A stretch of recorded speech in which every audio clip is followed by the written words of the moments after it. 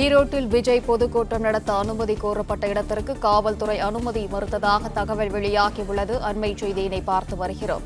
இடப்பற்றாக்குறை காரணமாக தவேகா கேட்ட இடம் வழங்கப்படாது என்று காவல்துறை தரப்பில் தெரிவிக்கப்பட்டிருப்பதாக தகவல் வெளியாகியுள்ளது. ஈரோட்டில் விஜய் பொதுக்கூட்டம் நடத்த அனுமதி கோரப்பட்ட இடத்திற்கு காவல்துறை அனுமதி மறுத்ததாக தகவல் வெளியாகியுள்ளது. மாற்று இடத்தை தேர்வு செய்யக்கூடிய பணியில் தவேகாவினர் ஈடுபட்டு உள்ளதாகவும் தகவல் வெளியாகியுள்ளது. கூடுதல் விவரங்களுடன் இணைகிறார் செய்தியாளர் யுவராஜ். யுவராஜ், வணக்கம். விவரம். வணக்கம்.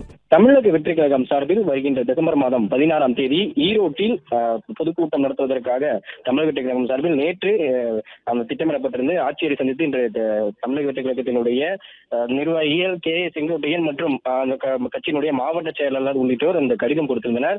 75,000 பேர் இந்த பிரச்சார பொதுக்கூட்டத்தில் பங்கேற்பார்கள் என்று அந்த கடிதத்தில் குறிப்பிட்டும், அதே போன்று 30,000 பேர்கள் மட்டுமே பங்கேற்பார்கள் என்று வாய்மொழியாகவும் தமிழக வெற்றி கழகம் சார்பில் ஆட்சியரிடமும் காவல்துறையினரிடம் தெரிவிக்கப்பட்டிருந்தது. இந்நிலையில் பாதுகாப்பு கருதி 75,000 பேருக்கு அந்த பகுதியில் அனுமதி கொடுக்கப்பட முடியாது என்று காவல்துறையினர் அனுமதியை மறுத்துவிட்டதாகவும் தகவல் வெளியாக இருக்கின்றது. ஏற்கனவே ஈரோட்டில் நடத்துவதற்காக 3 இடங்கள் தமிழக வெற்றி கழகம் சார்பில் தேர்வு செய்யப்பட்டிருந்தது. அந்த 3 இடங்களில் அதிகப்படியான மக்கள் இருக்கக்கூடிய இடமாக பார்த்து இந்த பவளக்காம்பாளையம் பகுதியில் கிட்டத்தட்ட 7 ஏக்கர் பரப்பளவு கொண்டிருக்கக்கூடிய இந்த பகுதியில் வருகின்ற டிசம்பர் மாதம் 16ஆம் தேதி கூட்டம் நடத்துவதற்காக அனுமதி கடிதம் கொடுக்கப்பட்டிருந்தது. எனவே தற்பொழுது அங்கு பொதுமக்களுடைய கூட்டம் அதிகமாக கூடப்படும் என்கின்ற காரணத்தினாலும் 75,000 பேருக்கு அனுமதி கொடுக்கப்பட முடியாது என்கின்ற காரணத்தினாலும் காவல்துறையினர் தற்பொழுது அனுமதி மறுத்துவிட்டதாகவும் தெரிவிக்கப்படுகிறது.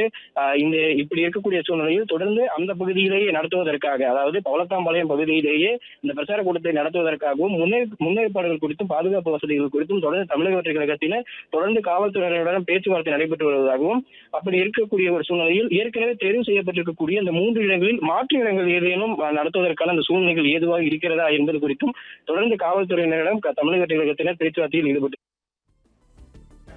பிளே ஸ்டோர் மற்றும் ஆப் ஸ்டோரில் இருந்து பாலிமர் செயலியை QR கோடு மூலம் பதிவிறக்கம் செய்யுங்கள்.